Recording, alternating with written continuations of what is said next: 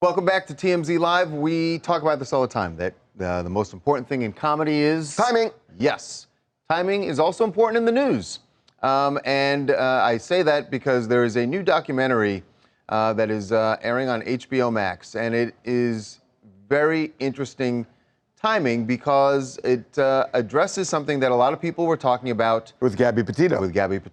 Which is the fact that if you are a white victim who is missing, and more so, even a pretty white woman, right, you get a lot of attention if you're missing. Right, and no one's saying that those cases don't deserve attention. The fact of the matter is there are a lot of people who are not those things who are also missing and don't get the same attention.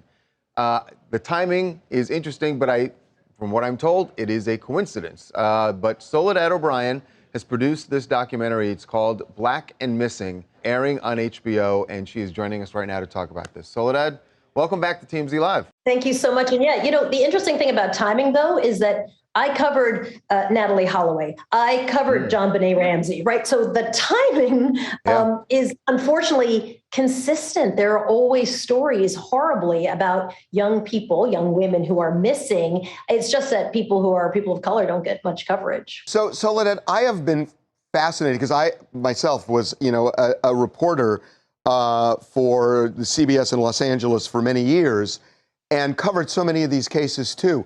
And I'm wondering, because you've looked at this for so long, I think it's a combination. I think it's a combination of pretty and white.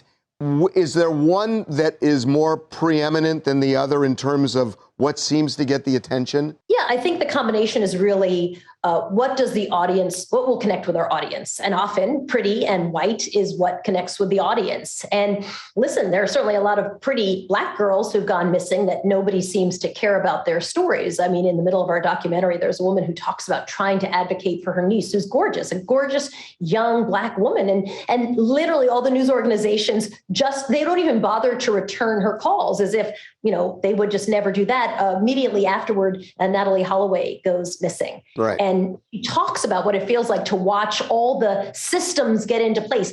People en masse going to Aruba to search for a girl when she can't get anybody to return her calls for her equally pretty young niece. And I think it's a very clear example of, what the bias is. Soleda, what a lot of people say is, look, the media tends to be liberal, and the media has been they've been a proponent of civil rights, about equality, and all of this.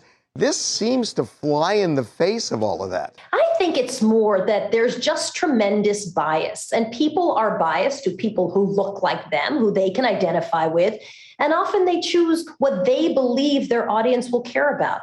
I remember anchoring the pre-trial motions for Oscar Pistorius, and we wallpapered that case. I was at CNN at the time.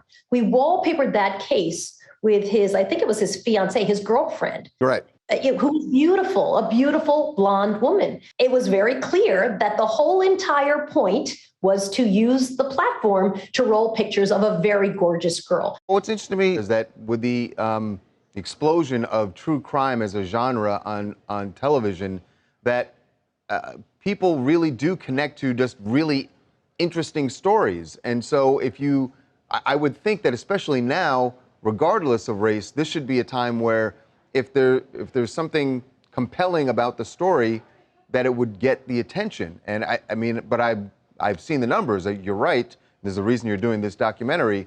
I would think this is a time where that might be different. Yeah, I think that's true, because I think there are many more platforms today that are really interested in crime. But I think at the end of the day, as you say, right, it sort of starts with if they're white, if they're pretty, and then are the circumstances interesting? And frankly, in many, many missing persons cases, the circumstances are very often just bizarre. Trust me when I say, when you're talking about people of color, those same horrible, bizarre, weird things are in existence. And in many cases, and we tell the story in our documentary, that newsrooms just don't care. I'm wondering how you feel about this, and your opinion is so interesting to me. If Nicole Brown Simpson were Black, would it have gotten the same amount of publicity?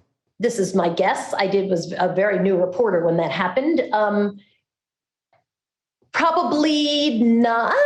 It's hard to say, right? You're talking about famous people, and I think there is, and you guys know better than I do, right? The whole celebrity thing often trumps everything else, if you will. So yeah, probably, because I think you're talking about a very well-known and beloved at the time, O.J. Simpson, a celebrity. Now, I think all the racial dynamics that came in that case would have been very different, of course. But I think whenever a celebrity is involved in a crime, is alleged to have committed a crime, kills two people, then I think you absolutely are going to have an interest in that case. Fair point. But, in the last year and a half, we have, covered social justice. The media generally has covered social justice so much and really put a spotlight on, on the African-American community and how they're treated and all that. Right. And then There's been also a racial reckoning. And in entertainment, there have been more movies featuring, black stars.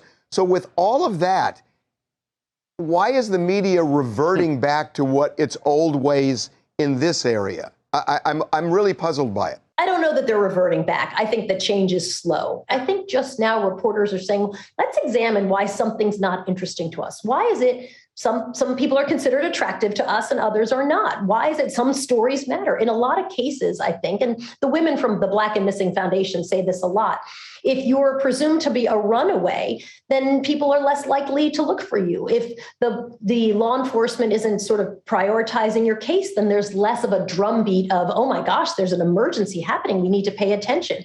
I loved, at the worst moment in his life, Gabby Petito's dad.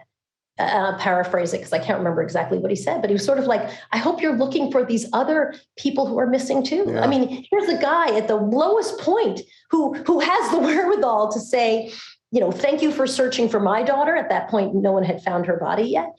But also, these other people also deserve the exact same amount of aggressive searching that my child is getting. And I agree with him on that. I think it's getting better. I think it's a very slow process. Well, I think really interesting. I think your documentary will certainly make the public more conscious of this when these cases are happening, pay attention to other cases, and hopefully people in the media also, as you say, are more conscious of what their biases are in covering things, why we're not covering things. It's really important, and so thank you for doing this. Black and Missing, airing on HBO Max. It's a 4-part series. So, Soleda, thank you so much. It's really interesting. Thank you so much, Soleda. Thanks for having me, guys. I appreciate it. She has such a great, her vantage point is so interesting just because of her experiences. I really like her.